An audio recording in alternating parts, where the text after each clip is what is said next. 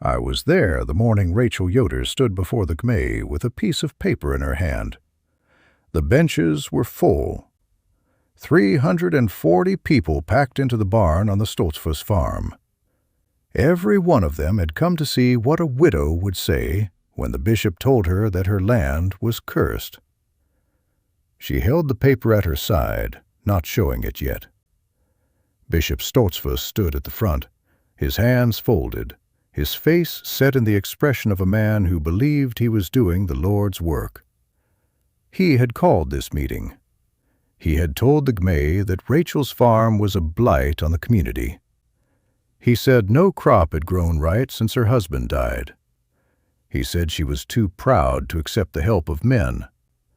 He said the land itself had turned against her because of it. He said the Gmay would vote that morning on whether to require her to sell. Rachel did not look at him. She looked at the paper in her hand. What she held that morning had taken 11 years from the day her husband died to reach this moment. But I am getting ahead of myself. There was something else no one in that barn knew yet. Something about why her father had bought a piece of land 26 years before for $400 and never told a soul. Let me tell you about Rachel Yoder, because you need to understand what kind of woman stands alone in front of her entire church and refuses to bend. Rachel was 34 years old in the spring of 1976 when her husband Jacob died. He had been working in the barn, repairing a stall door, when a beam gave way and fell. He was 41. They had 2 daughters, Sarah and Rebecca, 16 and 12. The farm was 80 acres in Lancaster County, Pennsylvania. Good land that Jacob's father had bought in 1948 and passed to Jacob in 1970. Jacob had been a quiet man, the kind who listened more than he spoke, and he had taught Rachel everything he knew about the soil.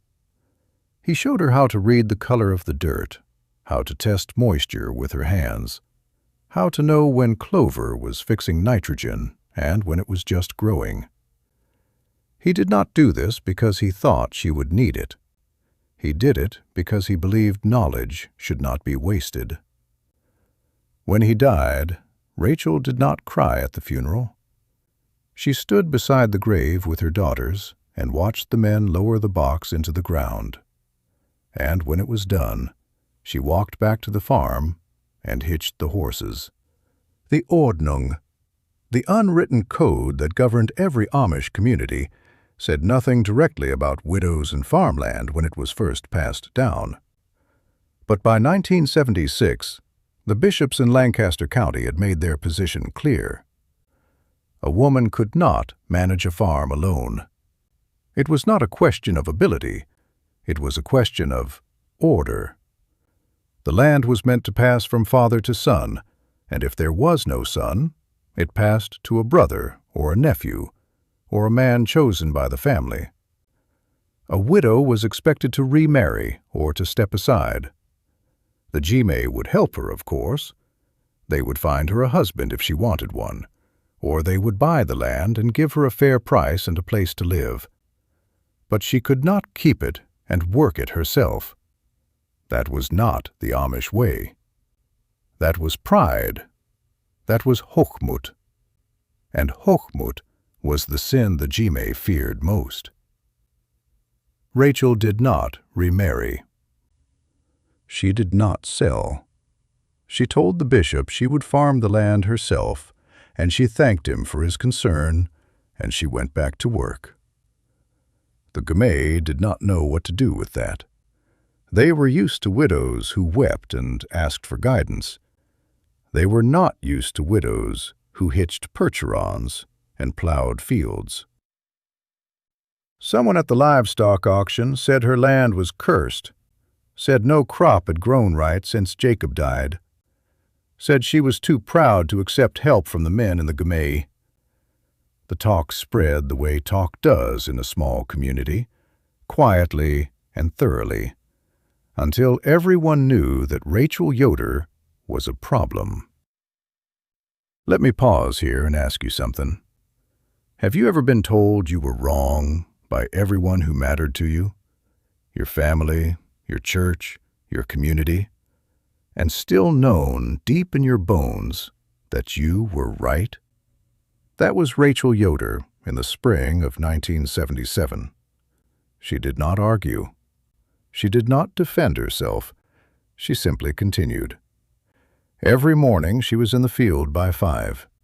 She worked with 2 Percheron mares, Molly and Belle, both of them 15 hands high and strong enough to pull a plow through clay. She did not plant corn the way her neighbors did. She planted clover and barley in rotation, letting the clover fix nitrogen into the soil and cutting it for hay before it went to seed. The barley she sold at market. The system was slow. It did not produce the yields that the other farms produced, but it did not cost much either. She spent $9.65 per acre on seed and lime. Her neighbors were spending $185 per acre on chemical fertilizer and pesticides. Rachel's soil was getting darker. Theirs was getting harder. Now let me stop here for a moment, because you need to see what the Gmay saw. In 1978, every farm in Lancaster County looked the same. Straight rows of corn. Fields plowed black in spring. Tractors lined up at the co-op for fertilizer. That was prosperity. That was order. Rachel's farm looked like none of those things. Her fields were a patchwork of clover and barley, uneven and wild to the eye. No straight lines, no diesel engines. Just a woman and 2 horses, working ground that looked, to everyone who drove past, like it had been abandoned halfway through. The Gmay did not see soil getting darker. They saw a widow who would not listen. In the fall of 1978, the bishop came to her farm with 2 other men from the Gmay. They stood in her kitchen and told her that the community was concerned. They said her daughters needed a father. They said the farm needed a man's hand. They said she was setting a bad example for the other women. Rachel listened. When they were finished, she thanked them for coming, and she told them she would continue as she was. The bishop's face went hard. He told her that the Gmay would pray for her. He did not say what he meant, but Rachel understood. The Gmay would pray for her to see reason, and if she did not see reason, the Gmay would act. Let me tell you about Amish land inheritance, because this is the key to everything Rachel learned about power and betrayal. In the Amish world, land is not just property. It is identity. It is the physical manifestation of a family's place in the community, and it is passed down with the same care that a family Bible is passed down. The system is patrilineal. A father gives land to his sons, and if there are no sons, he gives it to his brother's sons, and if there are no brother's sons, the Gmay decides. Women do not inherit land. Women marry men who have land. This is not written in any book. It is simply known. It is the way things are. And because it is the way things are, no one questions it. No one except Rachel. Her father's name was Eli Byler. He had been a farmer in the same district, a man known for his silence and his skill with horses. He died in 1973, 3 years before Jacob. Eli had owned 120 acres, and when he died, he left 80 acres to Jacob and 40 acres to his other son-in-law. Rachel's mother had died years before. There was no will. There did not need to be. The land went to the men. That was the Ordnung. But Eli Byler had done something that no one in the Gmay knew about. In 1961, he had bought a small parcel of land at a county tax auction. It was 4 acres, a narrow strip that ran along the eastern edge of the Stoltzfus farm. The county had seized it for unpaid taxes, and Eli had paid $400 for it. He did not farm it. He did not build on it. He simply held the deed. And when he died, he did not tell anyone about it. He folded the deed into his family Bible between the pages of the book of Proverbs, and he left the Bible to Rachel. Rachel did not open the Bible for 2 years. It sat on a shelf in her bedroom, a thick, leather-bound book with her father's name embossed on the cover. She knew it was there. She knew it was important. But she did not know why. It was not until the spring of 1978, when the bishop began pressuring her to sell, that she opened it. She was looking for comfort, or maybe for guidance, and she found the deed. It was a single sheet of paper, yellowed and brittle, with the county seal stamped in blue ink. It described a parcel of land 4 acres in size, bounded on the north by the road and on the south by a creek. The deed was in her father's name, and the land it described was the land where the Amish church met every other Sunday. The Amish do not build church buildings. They meet in barns and homes, rotating from farm to farm every 2 weeks. But in Lancaster County, the Gmay had an understanding. They met most often at the Stoltzfus farm because the Stoltzfus barn was the largest and because Bishop Stoltzfus was the leader of the Gmay. The barn sat on the eastern edge of the Stoltzfus property, on a narrow strip of land that everyone assumed belonged to the Stoltzfus family. No one had ever questioned it. No one had ever checked. But the deed in Rachel's hand said otherwise. The deed said that the land belonged to Eli Byler. And because Eli Byler had left his Bible to Rachel, the deed said that the land belonged to her. Rachel did not tell anyone. She folded the deed back into the Bible and put the Bible back on the shelf. She did not know what it meant yet. She did not know if it mattered. All she knew was that her father had kept a secret, and now the secret was hers. She went back to work. She plowed and planted and harvested, and she did not speak of the deed. But she thought about it. She thought about it every time the bishop came to her farm. She thought about it every time someone at the auction said her land was cursed. She thought about it every time she stood in the Stoltzfus barn for church and looked at the walls and the floor. She wondered if her father had known, all those years ago, that this moment would come. She wondered why a man who never spoke more than necessary had hidden a deed instead of burning it or selling the land back. She wondered what he had seen in 1961 that made him spend $400 on a narrow strip of ground he would never plow. The crisis came in the winter of 1987. Rachel had been farming alone for 11 years. Her daughters were grown.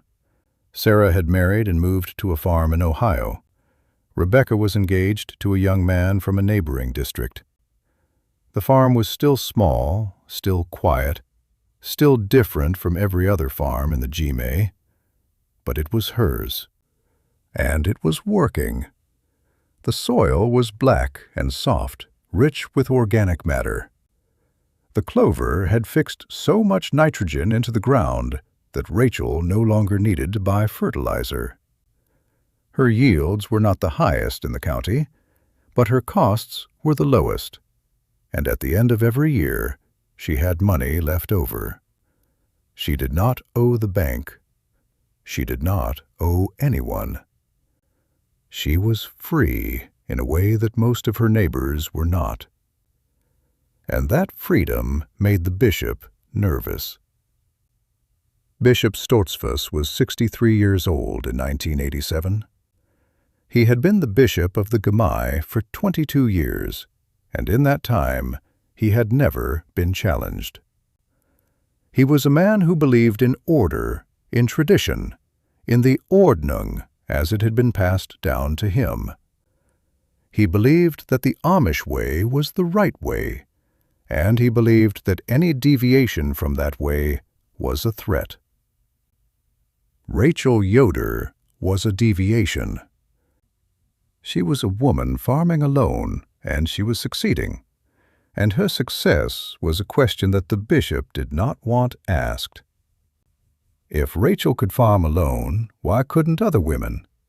If Rachel could ignore the Ordnung and prosper, what did that say about the Ordnung? The bishop did not have answers to those questions, so he decided to end the questions. He called a meeting of the Gmay for the first Sunday in March. He did not tell Rachel what the meeting was about. He simply told her to be there. When she arrived, the barn was full. Every family in the district had come. The bishop stood at the front and spoke for 20 minutes. He said that Rachel's farm was a problem. He said that her refusal to remarry or to sell was an act of pride. He said that the land itself had turned against her, that her yields were poor, that her methods were strange, that she was leading the young women of the Gmay astray. He said that the Gmay had been patient, but patience had limits. He said that the Gmay would vote that morning on whether to require Rachel to sell her farm. If she refused, she would be placed under my dung. She would be shunned. No one in the Gmay would be allowed to speak to her, to buy from her, to sell to her, to help her. Her daughters would not be allowed to marry within the Gmay. She would be cut off. The bishop said all of this in a calm voice, the voice of a man who believed he was doing the right thing. And then he asked Rachel if she had anything to say. Rachel stood. She walked to the front of the barn.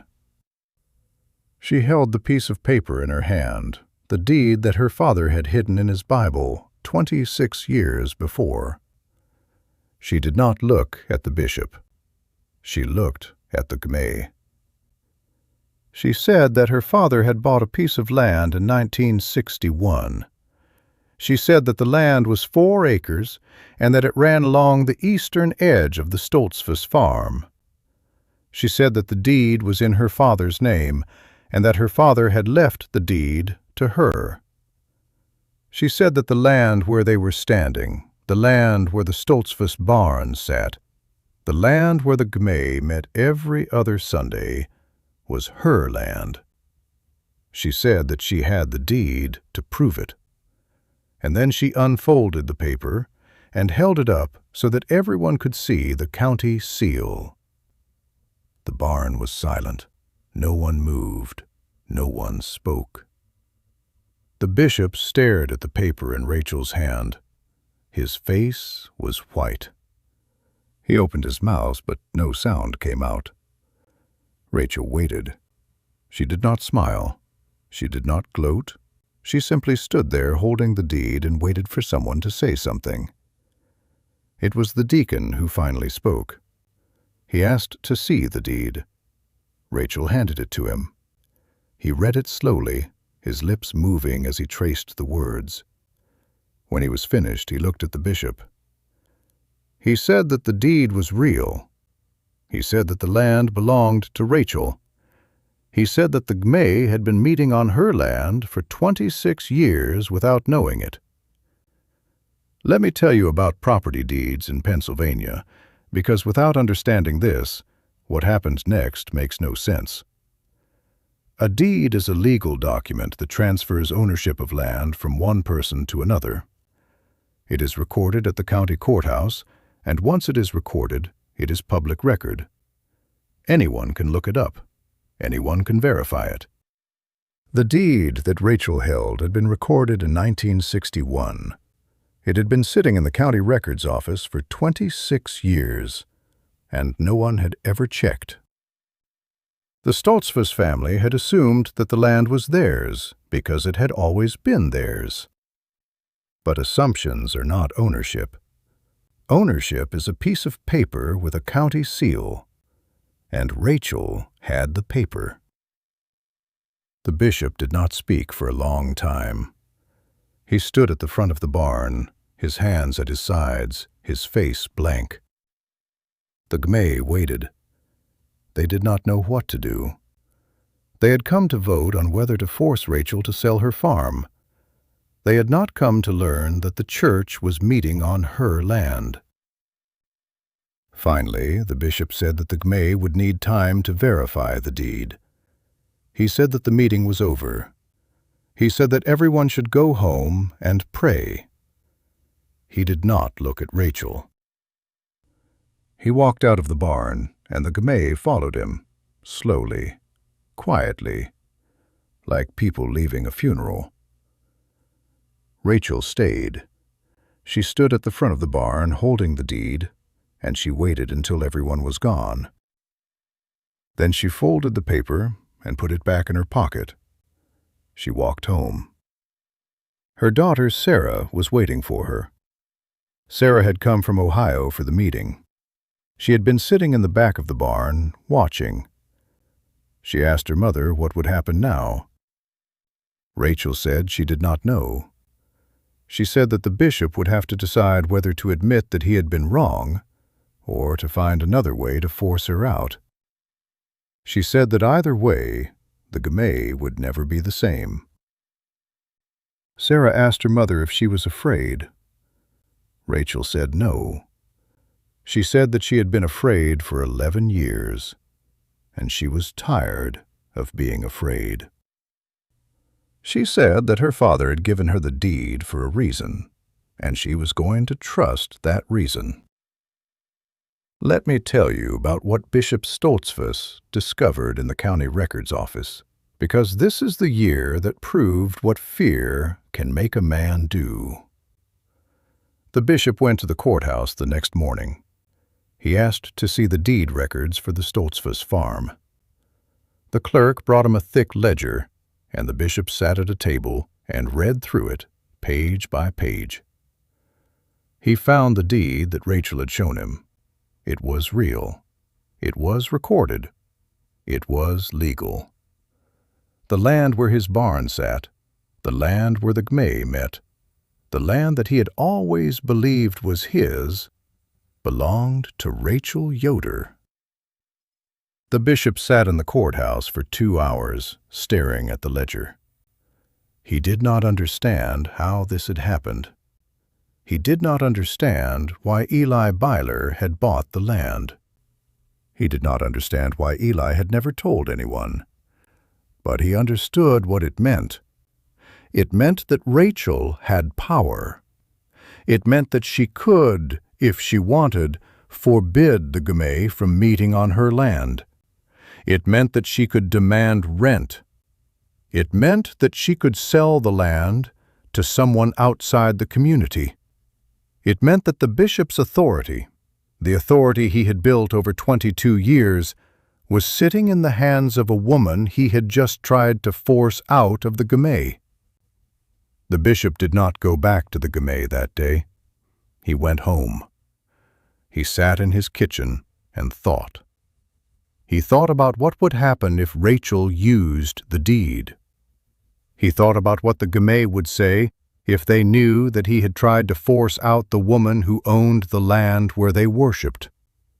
He thought about what the other bishops in Lancaster County would say.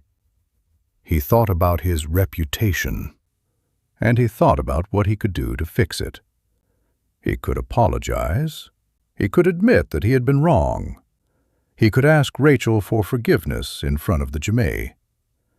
But that would mean admitting that a woman had been right and he had been wrong.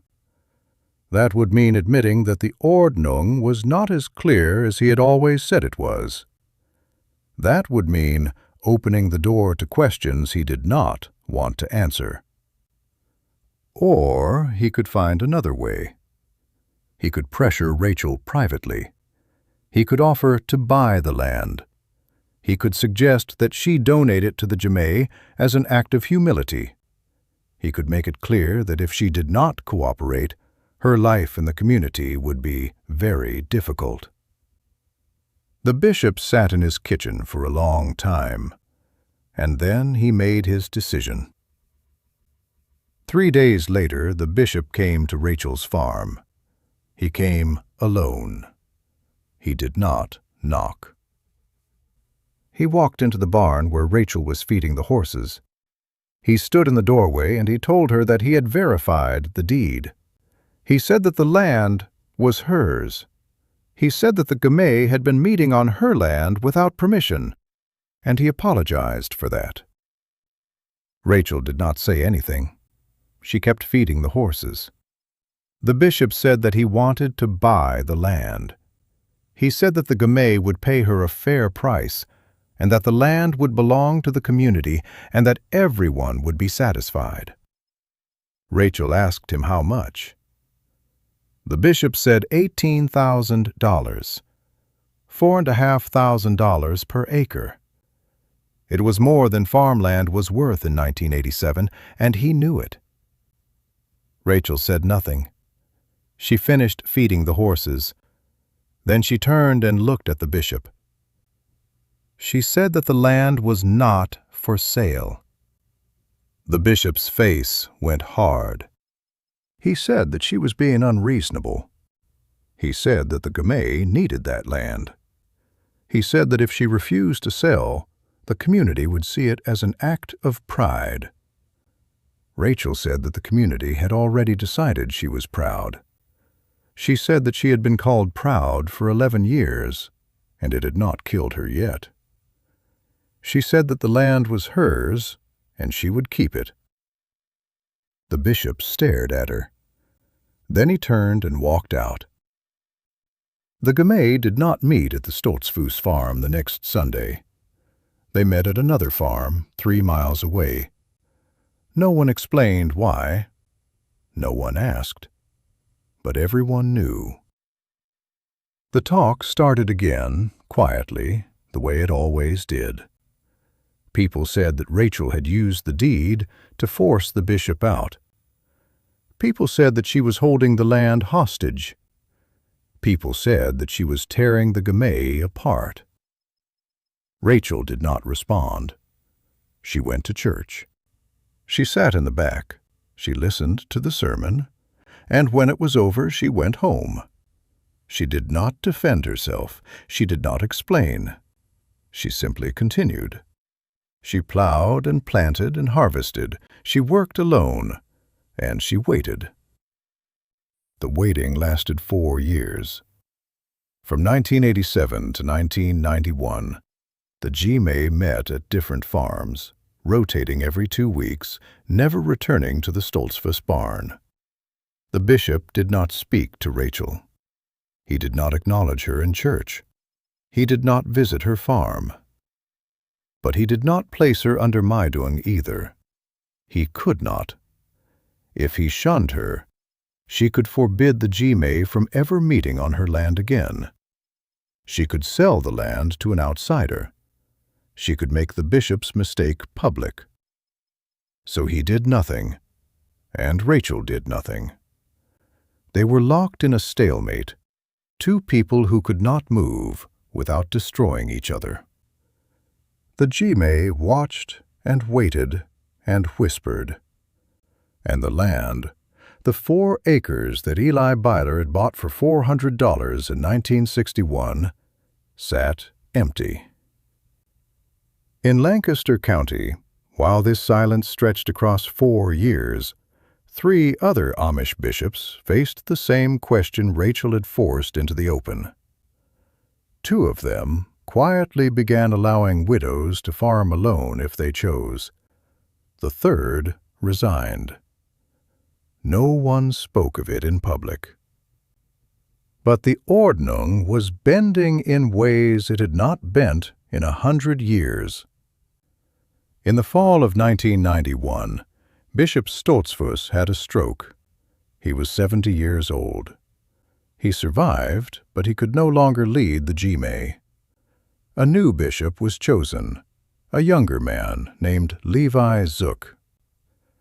Levi Zook was 45 years old, and he had known Rachel since they were children. He had watched her farm alone for 15 years. He had watched the bishop try to force her out. And he had watched the Gmay tear itself apart over a piece of land that no one had known existed. One of the first things Levi Zook did as bishop was visit Rachel's farm. He came alone. He knocked on the door. Rachel let him in. They sat at her kitchen table, and Levi asked her what she wanted. Rachel said she wanted to farm in peace. Levi asked her if she would allow the Gmay to meet on her land again. Rachel said yes. Levi asked her if she wanted rent. Rachel said no. Levi asked her why. Rachel said that her father had bought the land to protect the Gmay, not to profit from it. She said that Eli Byler had known, even in 1961, that land was power, and that power could be used to protect or to harm.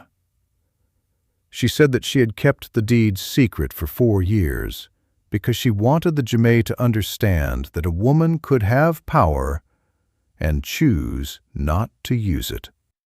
She said that was the opposite of pride. That was Gelassenheit.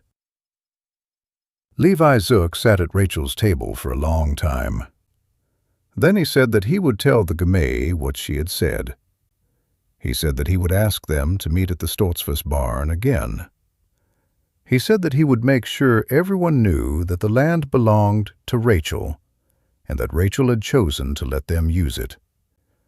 He said that he could not undo what the old bishop had done, but he could make sure it did not happen again. Rachel thanked him. Levi stood to leave. Then he stopped. He asked Rachel if she had ever been afraid. Rachel said yes. She said she had been afraid every day for 15 years. She said that fear was not the opposite of faith. Fear was the proof that faith mattered. The Gmay met at the Stoltzfus barn the next Sunday. Levi Zook stood at the front and told them about the deed. He told them that Rachel owned the land. He told them that she had owned it for 30 years, and that she had chosen to let them meet there without asking for anything in return. He told them that Rachel Yoder had farmed alone for 15 years, and that her soil was the richest in the district, and that her methods were not strange, they were wise. He told them that the Gmay had been wrong. He did not say that the old bishop had been wrong. He said that the Gmay had been wrong. He said that they had judged a woman for her strength instead of thanking God for it. He said that they owed her an apology. And then he asked the Gmay to stand if they agreed. 340 people stood.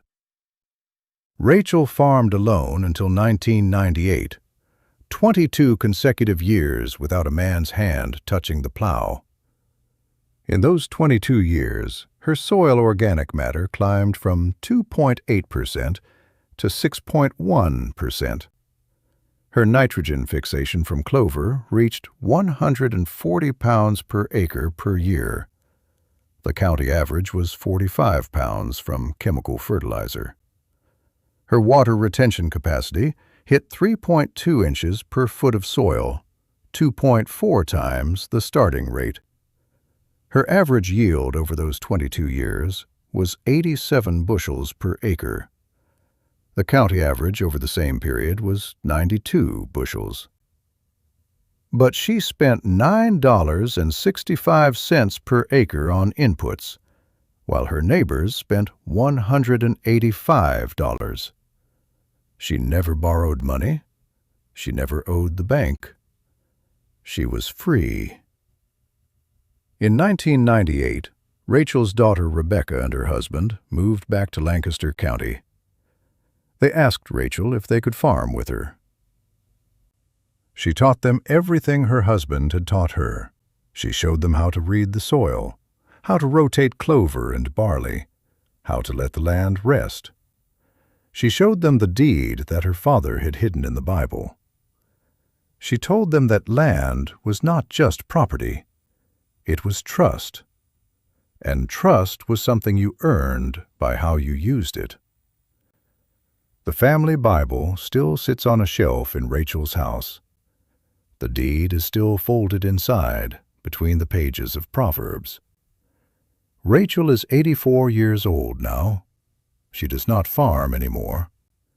But she walks the fields every morning, and she puts her hands in the soil, and she remembers. She remembers the day she stood in front of the Gmay with a piece of paper in her hand. She remembers the bishop's face when he realized what the paper meant. She remembers the 4 years of silence. She remembers the day Levi Zook sat at her table and asked her what she wanted. And she remembers what her father told her when she was a girl, the day he bought the land at the county auction. He told her that power was not something you took. It was something you were given. And the only way to keep it was to give it away.